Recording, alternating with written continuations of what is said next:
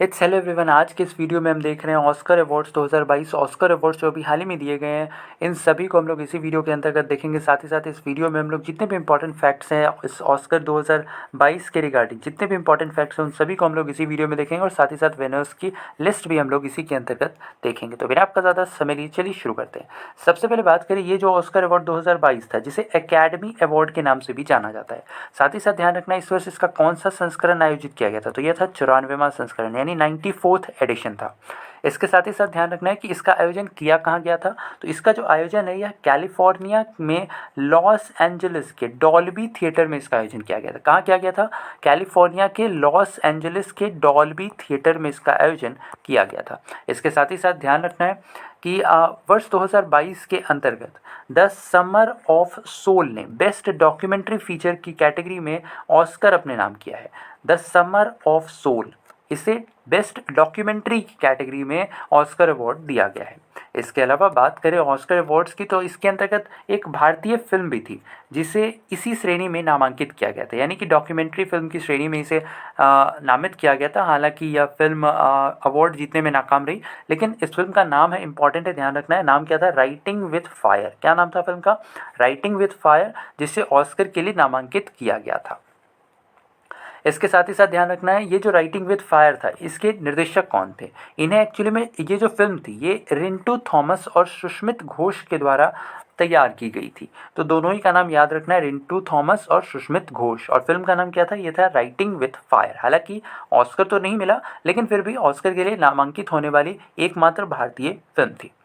इसके साथ ही साथ ध्यान रखना है कि इस वर्ष जो ऑस्कर का आयोजन किया गया था, इसके अंतर्गत एक बहुत ही मतलब इतिहास में पहली दफ़ा ऐसा हुआ है जब 3 महिलाओं के द्वारा जो ऑस्कर था इसकी मेज़बानी की गई। और ये 3 महिलाएं कौन कौन सी हैं? ये हैं रेजिना हॉल, एमी सूमर और वांडा स्काइस। क्या नाम है? रेजिना हॉल, एमी सूमर और साथ ही साथ वांडा साइक्स। इसके अलावा ध्यान रखना है कि इस वर्ष ऑस्कर के अंतर्गत बेस्ट एक्टर का खिताब जहां विल स्मिथ ने जीता, वहीं बेस्ट एक्ट्रेस का खिताब जेसिका चेस्टन को दिया गया। अब बात करते हैं पूरी लिस्ट की एक बार। सबसे पहले ध्यान रखना है बेस्ट एक्टर का खिताब किसने जीता? ये जीता है विल स्मिथ ने। उनकी फिल्म किंग रिचर्ड के लिए यह पुरस्कार दिया गया। साथ ही साथ बेस्ट एक्ट्रेस का खिताब ये जीता है जेसिका चेस्टन ने। उनकी film the eyes of Tammy Faye, क्या नाम था? The eyes of Tammy Faye के लिए जेसिका चेस्टन को बेस्ट एक्ट्रेस का अवार्ड दिया गया। साथ ही साथ ध्यान रखना है बेस्ट फिल्म का अवार्ड ये कोडा को दिया गया है। इसके अलावा बेस्ट डायरेक्टर का अवार्ड ये दिया गया है जैन कैंपियन कोको, उनकी film the power of the dog के लिए। इसके साथ ही साथ जो बेस्ट सपोर्टिंग एक्ट्रेस है, इसका खिताब एरियाना डेबॉस को दिया गया, जबकि बेस्ट सपोर्टिंग एक्टर का खिताब ट्रॉय कोटसर को दिया गया। इसके साथ ही साथ ध्यान रखना है कि इसके अंतर्गत जो बेस्ट ओरिजिनल सॉन्ग था, बेस्ट ओरिजिनल सॉन्ग की कैटेगरी में जो खिताब था यह जीता है बिली एलिश ने, बिली एलिश।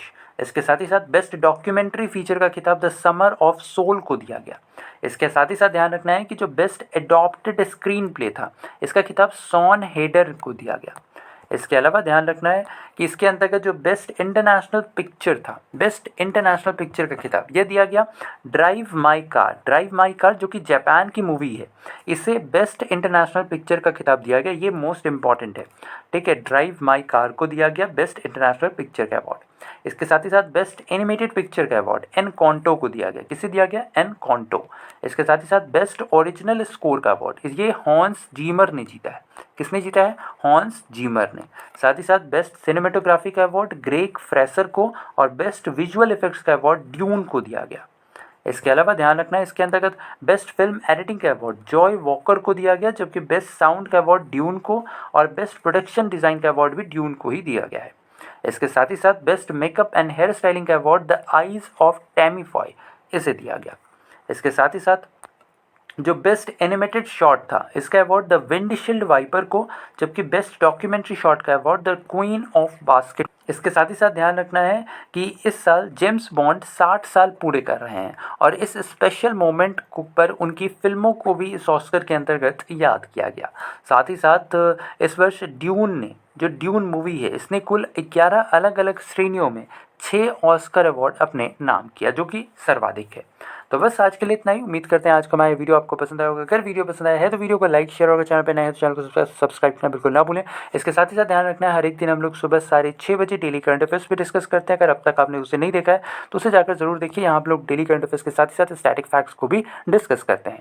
तो बस आज के लिए इतना ही। अपना ख्याल रखें, स्वस्थ रहें, सुरक्षित रहें। धन्यवाद।